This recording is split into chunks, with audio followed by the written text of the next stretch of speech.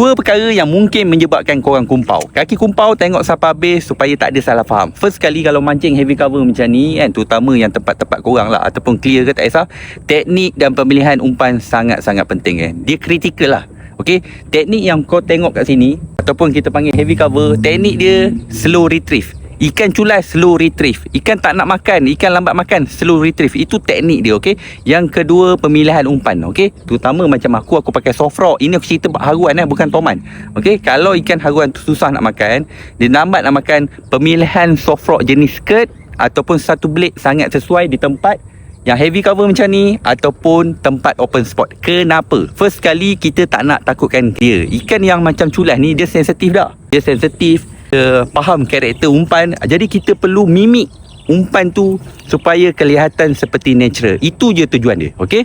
Selagi mana orang cakap apa, dia nampak natural, potensial untuk dia sambar umpan korang sangat-sangat tinggi. Ini pengalaman saja, okey? Mungkin boleh betul, mungkin boleh salah. Korang boleh cuba, tak rugi pun cuba. Hopefully dapat something, geng. Komen lagi apa yang korang nak tahu. Solat 5 waktu, kewajipan dan bagi masalah kawan. Assalamualaikum.